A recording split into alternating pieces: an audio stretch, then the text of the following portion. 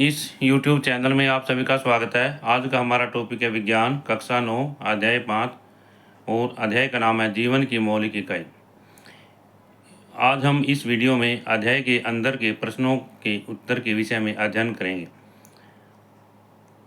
इसमें है पृष्ठ संख्या 56 और पहला प्रश्न है कोशिका की खोज किसने और कैसे की। उत्तर, कोशिका की खोज रॉबर्ट हुक ने सन 1665 में की। उन्होंने कारक की पतली काट को अपने द्वारा बनाई गई सूक्ष्मदर्शी के द्वारा देखा, जिसमें उन्होंने मधुमक्खी के छत्ते जैसी छोटी छोटी संरचनाएं दिखाई दी, जिसको उन्होंने कोशिका का नाम दिया। दूसरा प्रश्न है कोशिका को जीवन की संरचनात्मक व क्रियात्मक इकाई क्यों कहते हैं। उत्तर, सभी जीवों का शरीर अत्यंत छोटी छोटी कोशिकाओं से बना होता है। एक जीवित कोशिका में श्वसन, पाचन और उत्सर्जन सभी मूलभूत क्रियाएं संपन्न होती हैं जो जीवन के लिए आवश्यक होती हैं। इसलिए कोशिका को जीवन की संरचनात्मक व क्रियात्मक इकाई कहते हैं। पृष्ठ संख्या 58। इसमें पहला प्रश्न है कार्बन डाइऑक्साइड तथा पानी जैसे पदार्थ कोशिका से कैसे अंदर तथा बाहर जाते हैं, इस पर चर्चा करें। उत्तर, कार्बन डाइऑक्साइड। कोशिका झिल्ली एक वर्णात्मक पारगम्य झिल्ली होती है। यह कुछ पदार्थों को अंदर अथवा बाहर जाने देती है तथा अन्य पदार्थों को रोकती है। उदाहरण के लिए, जब कोशिका में कार्बन डाइऑक्साइड की मात्रा बढ़ जाती है तथा कोशिका के बाहर पर्यावरण में कार्बन डाइऑक्साइड की सांद्रता कम हो जाती है तो इसमें से कार्बन डाइऑक्साइड बाहर चली जाती है। इसी प्रकार जब कोशिका में ऑक्सीजन की मात्रा कम हो जाती है तथा वायुमंडल में ऑक्सीजन की मात्रा ज़्यादा हो जाती है तो वायुमंडल में ऑक्सीजन कोशिका झिल्ली के द्वारा कोशिका में आ जाती है। तो वायुमंडल से ऑक्सीजन कोशिका झिल्ली के द्वारा कोशिका में आ जाती है। कोशिका झिल्ली द्वारा इस प्रक्रिया को विसरण प्रक्रिया भी कहते हैं। आगे कोशिका में जल का प्रसारण। कोशिका में जब जल की मात्रा बढ़ जाती है तो यह कोशिका झिल्ली के द्वारा कोशिका से बाहर आ जाता है तथा जल की मात्रा कम होने से वर्णात्मक पारगम्य झिल्ली के द्वारा कोशिका में आ जाता है। इससे अगला दूसरा प्रश्न है प्लाज्मा झिल्ली को वर्णात्मक पारगम्य झिल्ली क्यों कहते हैं। यह कोशिका उत्तर, यह कोशिका के घटकों को बाहरी पर्यावरण से अलग करती है, कुछ पदार्थों को अंदर अथवा बाहर जाने देती है तथा अन्य पदार्थों की गति को भी रोकती है। इसलिए प्लाज्मा झिल्ली को वर्णात्मक पारगम्य झिल्ली कहते हैं। प्रश्न संख्या 60। क्या अब आप निम्नलिखित तालिका में दिए गए रिक्त स्थानों को भर सकते हैं जिससे कि प्रोकैरियोटी तथा यूकैरियोटी कोशिकाओं में अंतर स्पष्ट हो सके। यहाँ पर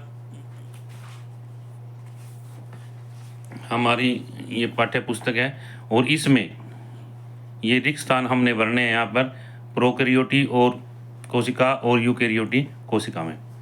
तो इसके अंदर यहाँ पर है थोड़ा सा, सबसे पहले इसमें है प्रोकैरियोटी कोशिका। आकार प्राय छोटा होता है इसका 1 से 10 म्यू एम तक और 1 म्यू एम जो है 10 की शक्ति -6 एम होता है। यूकैरियोटी कोशिका इसका आकार बड़ा होता है 5 से लेके 100 म्यू एम तक का। केंद्रकीय क्षेत्र, इसका अस्पष्ट केंद्रक क्षेत्र होता है जिसे और उसे केंद्रकाय कहते हैं। केंद्रकीय क्षेत्र सुस्पष्ट होता है जो चारों ओर से केंद्रकीय झिल्ली से घिरा रहता है। क्रोमोसोम इसमें 1 होता है और यूकैरियोटी कोशिका में 1 से अधिक होता है। नंबर 4, झिल्ली युक्त कोशिका अंगक इसमें अनुपस्थित होते हैं। झिल्ली युक्त कोशिका में अंग क्या है उपस्थित होते हैं। तो इसमें हमने ये जो रिक्त स्थान है, रिक्त स्थानों को यहाँ पर मैंने दोबारा लिखा है यहाँ पर और ताकि समझ आए। तो इसमें यहाँ पर है दूसरा रिक्त स्थान है केंद्रकीय क्षेत्र। अस्पष्ट केंद्रक क्षेत्र होता है और उसे केंद्रकाय कहते हैं। झिल्ली युक्त कोशिका अंगक इसमें क्या है उपस्थित होता है। तो इसमें आगे हम पृष्ठ संख्या 42 पर आ जाते हैं। पृष्ठ संख्या 42, प्रश्न 1, क्या आप ऐसे दो अंगकों के नाम बता सकते हैं जिनमें अपना अनुवांशिक पदार्थ होता है। ये अंगकों शब्द इकट्ठा है यहाँ पर अंगकों।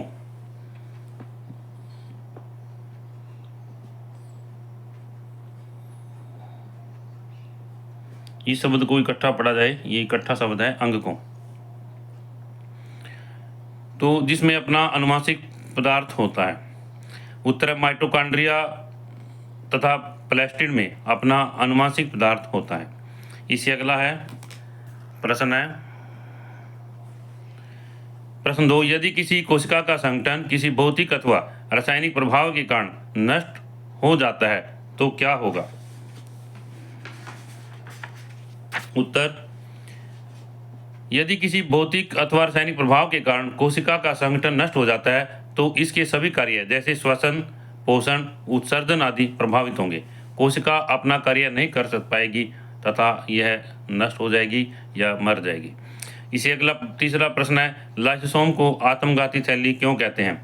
लाइसोसोम बहुत शक्तिशाली पाचनकारी एंजाइम होते हैं। ये जटिल पदार्थों को सरल पदार्थों में तोड़ते हैं।